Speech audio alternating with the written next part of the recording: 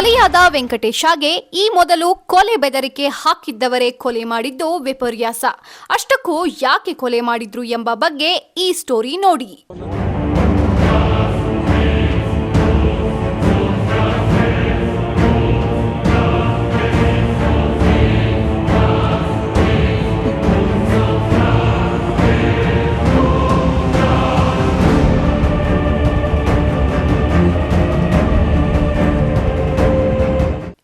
ಜನವರಿ 3 ರಾತ್ರಿ 9 ಗಂಟೆ ಸಮಯ.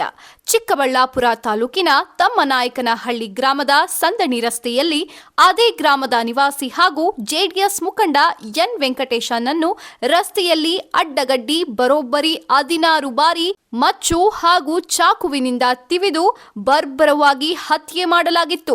ಇದರಿಂದ ಚಿಕ್ಕಬಳ್ಳಾಪುರ ತಾಲೂಕಿನ ಜೆಡಿಎಸ್ ಮುಖಂಡರು, ಕಾರ್ಯಕರ್ತರು ಬೆಚ್ಚಿ ಬಿದ್ದಿದ್ರು.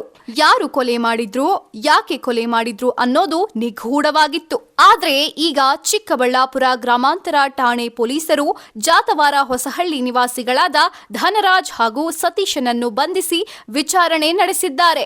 ವೆಂಕಟೇಶ ಕುಟುಂಬ ಸಹ ಧನರಾಜ್ ಮೇಲೆ ಅನುಮಾನ ವ್ಯಕ್ತಪಡಿಸಿ ದೂರು ನೀಡಿದ್ರು. 4 ತಿಂಗಳ ಹಿಂದೆ ತಮ್ಮನಾಯಕನಹಳ್ಳಿ ಗ್ರಾಮದ ಅರವಿಂದ್ ಕ್ಷುಲಕ ಕಾರಣ ವೆಂಕಟೇಶನ ಜೊತೆ ಕಿರಿಕ್ ತೆಗೆದು ಜಗಳ ಕಾದಿದ್ದ. ಆಗ ಅರವಿಂದ್ ಬೆಂಬಲಕ್ಕೆ ಧನರಾಜ್ ಬಂದಿದ್ದ. ಆಗ ವೆಂಕಟೇಶ ಇಬ್ಬರಿಗೂ ಬೈದು ಇಬ್ಬರಿಗೂ 2 ಏಟು ಹಾಕಿದ್ರಂತೆ.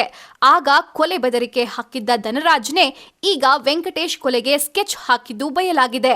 ಪಕ್ಕಾ ಸ್ಕೆಚ್ ಹಾಕಿ ತನ್ನ ಸ್ನೇಹಿತ ಸತೀಶನ ಜೊತೆಗೂಡಿ ವೆಂಕಟೇಶನ್ನ ಕೊಲೆ ಮಾಡಿದ್ದು ಬಯಲಾಗಿದೆ. ಇದರಿಂದ ಆರೋಪಿಗಳಿಗೆ ತಕ್ಕ ಗಲ್ಲು ಶಿಕ್ಷೆ ನೀಡುವಂತೆ ಮೃತನ ಮಗ ಮನವಿ ಮಾಡಿದ್ದಾನೆ.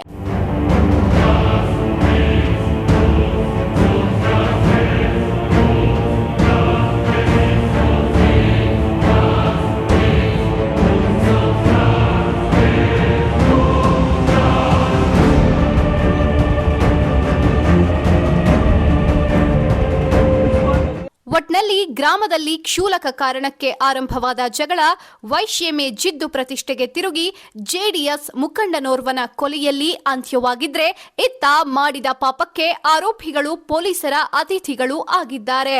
CTV news bureau, Chikkaballapur.